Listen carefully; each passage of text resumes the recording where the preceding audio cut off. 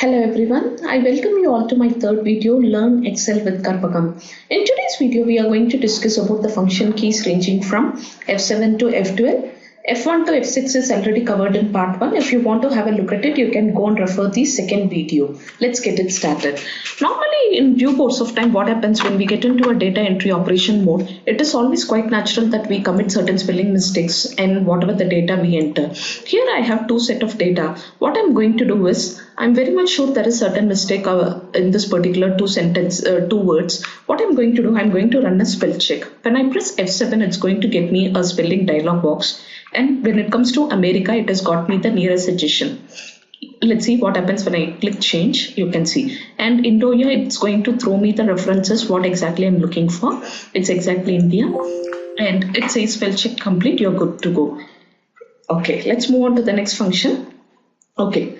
In a due course of life, what happens when we want to select a particular table or a chart, we can completely select it as a whole.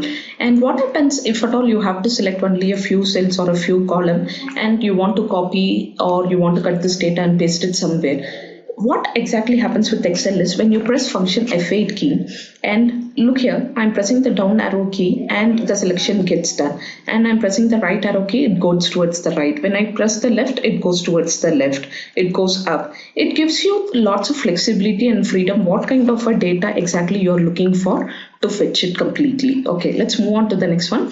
This is a little tricky function key in Excel. Majority of you come across this kind of a problem. What happens exactly? I'm showing you. What happens is I want to do a sum function here. And after doing some function, all of a sudden I'm realizing Joe is a very good student and there is no possibility that he would have secured 44. When I recheck this paper, it's 87. When I click enter, you can see nothing has happened here. It remains the same. Look here. When it was 44, it's 303 and I'm changing it to 87. Again, it remains the same. So what happens is you have to go and press F9 key. Now you can see against 303 it has changed to 346. Again, let's do it for the second one. And when I looked into Archana Karthik, again is a good student in terms of physics, math and chemistry. Again, it's 54. When I looked into it, it was 84. Okay. When I click enter, nothing gets changed here. Okay. Again, I have to press function F9 key. It gets changed here. Why this is exactly happening? Okay. Not only that, let's say when I want to do a fill handle function, when I want to use a fill handle function, you can see the same value gets repeated again because it's not calculating on its own. You are doing a manual calculation. How to get rid of this problem? Go to your formulas tab and you have something called as a calculation option. Click on this. You can see I have checked in manual operation, which means each and every time I have to go and do it manually. Make sure whenever you are using Excel, you have to be super productive, and this manual function is going to kill your productivity unless and until you want to do it for a specific value or for a specific worksheet. Only then you go for a manual function. Look here, now I'm going to do it as an automatic function. Okay, let's see.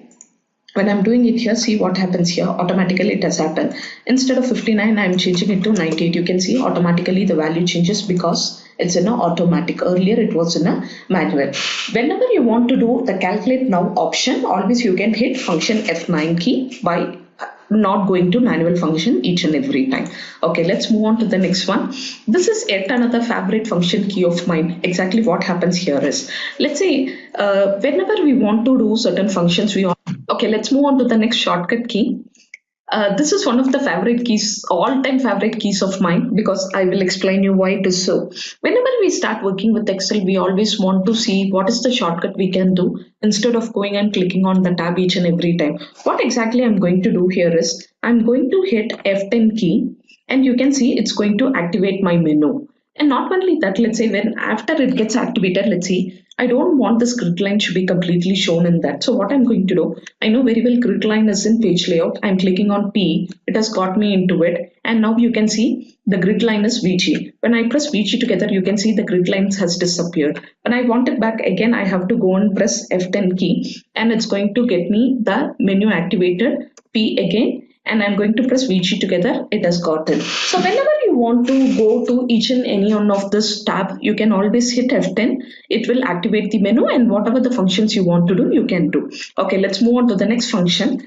Okay, next function is little probably the most important function. What happens is, let's say I have this particular data and I want to bring in a chart. Normally we go to insert and we go and look for the chart. What is that exactly we want to do?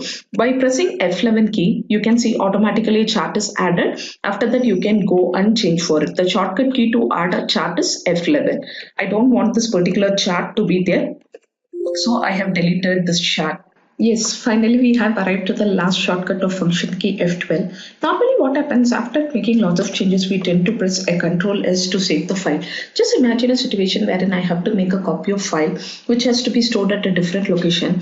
I will use function F12 key and it's going to get me a dialog box similar to this one, wherein I can go and save where exactly I'm looking for. Is it on the desktop or wherever I want to save? I can do that. Finally, we have completed F1 to F12 shortcut key. Stay tuned for more videos. See you all in the next video. Thank you.